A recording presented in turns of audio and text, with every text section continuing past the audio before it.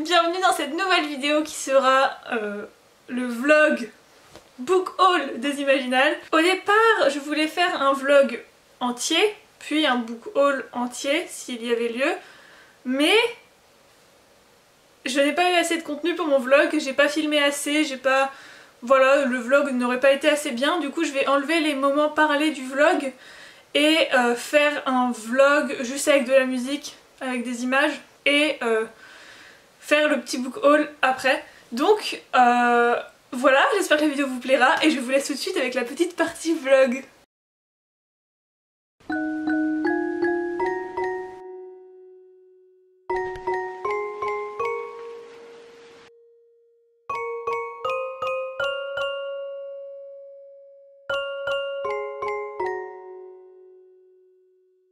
On est arrivé!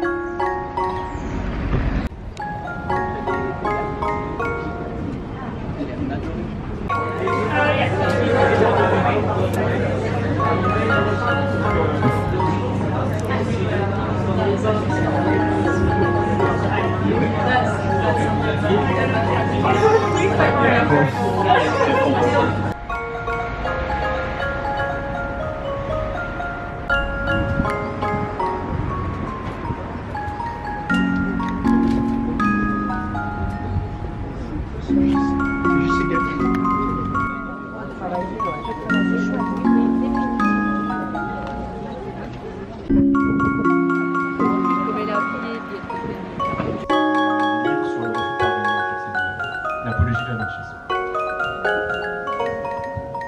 J'ai vendu une histoire avec des princesses, des dragons, une bataille.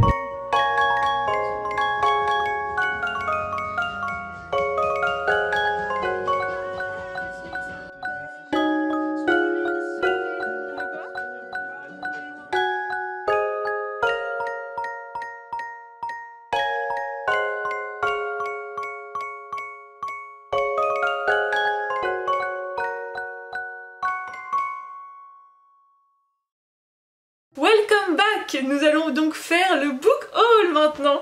Je suis trop contente. Alors, book haul. J'ai acheté 5 livres, dont un cadeau de mon copain.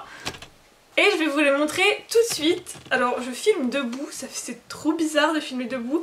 Avant, je filmais tout le temps debout, mais maintenant, je filme tout le temps assise. Et genre, filmer debout, ça me fait trop bizarre. Bref, c'est pas du tout intéressant. Commençons donc par la jeunesse, parce que j'ai acheté 3 livres jeunesse, dont 2 de la même autrice, qui est Cordelia. Cordelia, j'ai donc acheté L'éveil des sorcières, le tome 2, Le secret de Maëlys, parce que j'avais lu le tome 1 qui m'avait été envoyé par les éditions Scrinéo.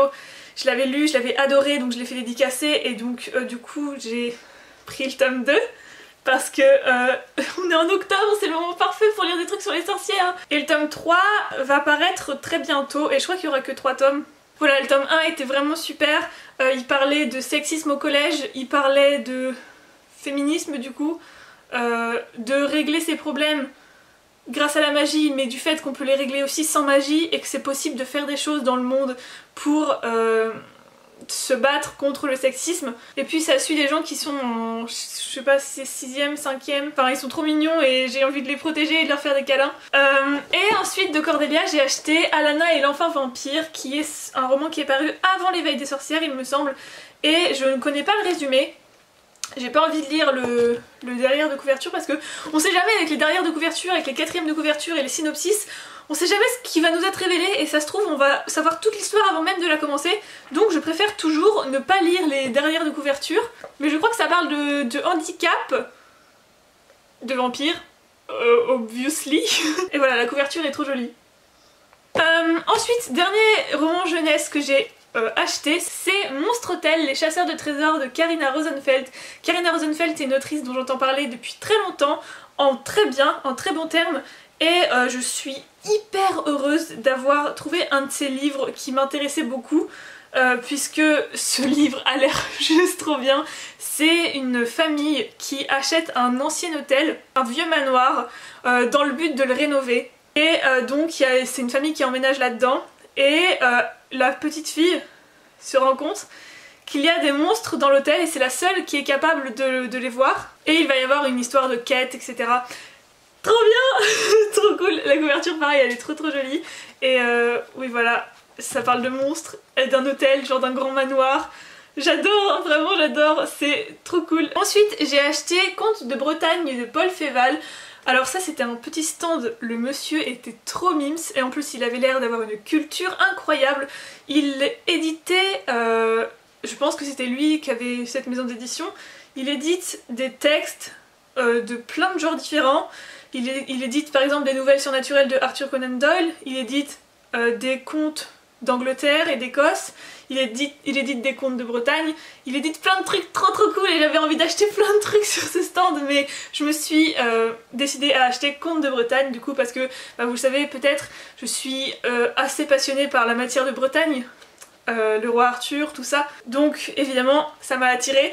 La maison d'édition s'appelle Banquise et Comète, j'ai oublié de le dire, mais elle s'appelle Banquise et Comète et elle est très intéressante et en plus dans ce livre il y a des illustrations.